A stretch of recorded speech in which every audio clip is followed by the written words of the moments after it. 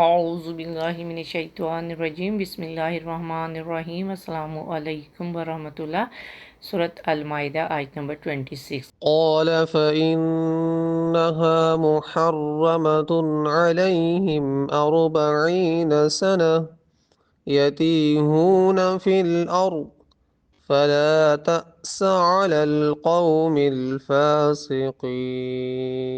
رب نے فرمایا پس یہ سرزمین ان نافرمان لوگوں پر 40 سال تک حرام کر دی گئی ہے۔ یہ لوگ زمین میں پریشان حال سرگردہ پھرتے رہیں گے، سو اے موسیٰ اس نافرمان قوم کے عبرتناک حال پر افسوس نہ کرنا۔ دیکھیں قصہ چل رہا ہے موسیٰ علیہ السلام اور ان کی قوم کا، جو بہت ہی نافرمان اور ضدی قوم تھی۔ اللہ تعالیٰ نے فرمایا کہ ایسے بزدل اور نافرمان قوم کی سزا یہ ہے کہ ان سے جو فلسطین کی فتح اور نصرت کا وعدہ تھا وہ 40 سال تک کے لیے مؤخر کر دیا جاتا ہے۔ اور یہ 40 سال کی تاخیر دراصل اس لیے کی گئی تھی کہ اس بزدل اور پس ہمت قوم کی امراض کا علاج کیا جائے کہ وہ اتنی مدت ادھر سے ادھر جنگل میں دھکے کھاتی پھرے، جنگل میں زندگی گزارنے کی صعوبتیں برداشت کرے، اور اس 40 سال کے عرصہ میں اس قوم کی جوان اور بزدل نسل مار کھپ جائے، اور جو نئی نسل پیدا ہو آزاد فضاؤں میں پرورش پائے، گرمی برداشت کرنے کی عادی ہو اور ہمت والی بن جائے۔ پھر وہ لوگ اس قابل ہوں گے کہ اگر انہیں جہاد کی ترغیب دی جائے تو وہ اس کے لیے اٹھ کھڑے ہوں۔ اللہ سبحانہ تعالیٰ موسیٰ سے مخاطب ہے کہ اے موسیٰ، اس قوم کو جو یہ علاج کے طور پر سزا دی جا رہی ہے، آپ کو ایسے لوگوں پر ترس نہیں آنا چاہیے۔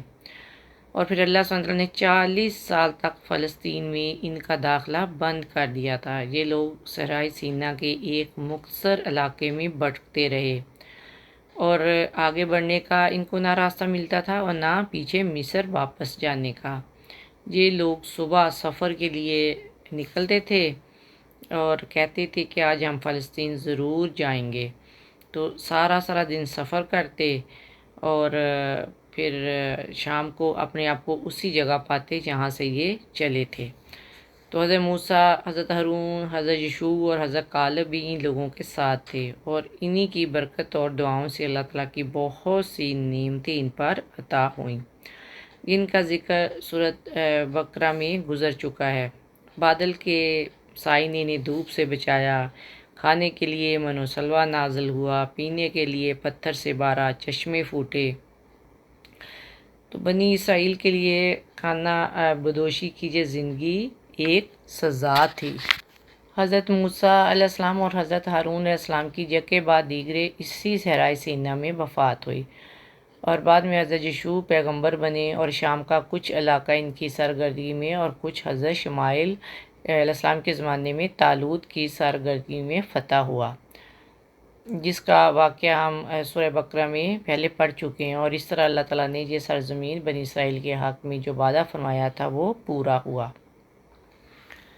اللہ سبحانہ وتعالیٰ ہمیں کبھی بھی کسی بھی حالات میں، مشکلوں میں، پریشانیوں میں، راحتوں میں کبھی بھی تنہا مت چھوڑنا، ہمیشہ اپنی رحمت کے سائے میں رکھنا، ہمارے گناہوں کو میرے مولا معاف فرما دینا، مجھے ایسا بنا دے کہ میں آپ کو پسند آ جاؤں۔ آمین یا رب العالمین۔ السلام علیکم ورحمۃ اللہ وبرکاتہ۔